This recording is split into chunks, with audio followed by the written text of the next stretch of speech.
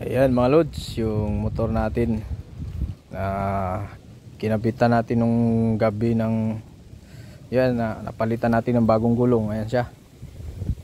Tingin ko lalo siyang bumagay Lumapad yung gulong, ganda sa tignan.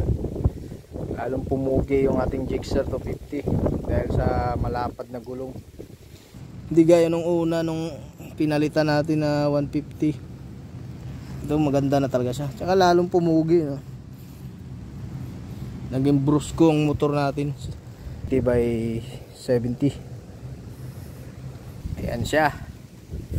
Ayan, B-Style din yan. Same din yan sila, B-Style. Likod harap yan. Ayan, naka 120/70. B-Style yan. Ayan.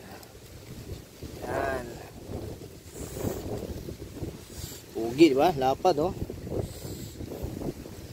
Nung pinatakbo ko to, kala ko, lalo na pagkayari namin nga ikabit to, tapos sa highway tinuli na ako sa hinataw ko, medyo may palag siya, medyo may palag yung motor. Parang pag niliko mo siya ng yung alam mo yung ipipiki mo, yung liko mo lang ng bigla, parang tumitigas. Gusto straight line takbo mo. Yun yung una, dahil nag oversize na nga siya, nagbago tayo ng size dito, hindi tayo nag standard Nagdagdag tayo dito ng 10. Naging una 110/70, ngayon naging 120/70/17. Kaya bumigat siya bigla nung bumigat yung manubila natin, parang lumaban. Pero nung mga ilang araw na, di naman naging smooth na siya. Naging normal na rin yung niya, manubila, gumaan. Siguro lang yun, nanibago lang sa gulong yung motor natin. Ngayon nung pinatakbo ko, natawa-tawa ko ng kaninang umaga, okay naman na. Para lang din yung unang, yung stock na ganun. Ang kaibahan nito, parang tumaas yung motor natin. Tapos yun, lalong tumingkad yung tindig ng motor natin, tapos bumagay pa.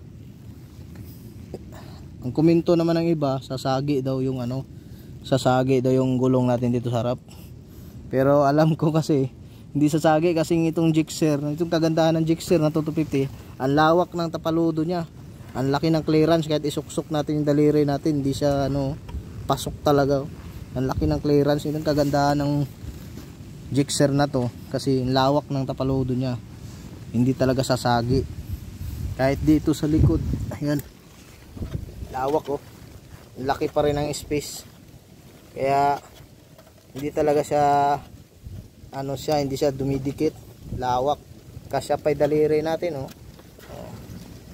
Kaya kahit naglaki tayo, nag 120 tayo, bagay pa din. Tsaka ang kagandahan doon, wala talaga siyang walang bad effect, kasi hindi naman siya oversize dito. Kasi ayan, malaki pa yung space. Kasya pa yung lalaki ko, laki pa, Tingnan nyo mga lods, ang view na. Yan ang view ng ating motor na bagong palit ng gulong. Ayan. Diba, lalong bumagay. Tumingkad. Okay ka na? Okay. Ingat sila sa'yo. Ayan mga lods, pakita ko sa inyo yung pinaka-buo. Ayan. Buong kuha. Ayan. Talagang bagay na bagay sa motor. Bagay talaga sa kanya yung setup na 160/60 tapos 120. Bumagay siya, lalong lumaki. Tignan yung motor natin, kung malaki na to, lalo pang lumaki.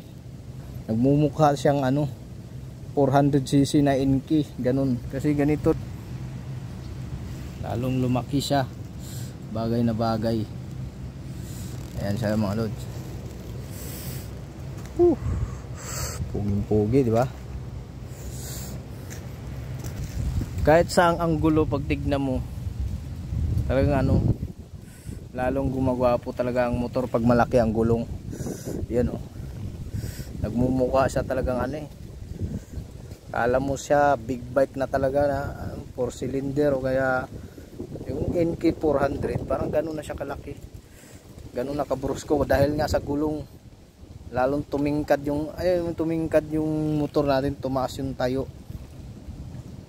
Tapos yung stand natin yun medyo tagilid na konti kasi nadagdagan, pero okay pa naman din, hindi naman talaga masyado. Mas maganda nga yung tagilid-tagilid para hindi masyadong paghinangin, hindi maalog yung motor mo kasi ang bigat niya isahang ano lang, diba? Pugi, diba? Pugi ng forma niya talaga, oh. Sulit. Tapos ito, yan. Nagtatanong kayo dyan kung saan ko nabibili yung visor na yan. Yan, lalong bumagay siya, lalo na pag malayo, ano, bumagay. Lalong lumaki yung mukha ng ating gulong na, ay ating motor sa harap pag may visor na ganyan.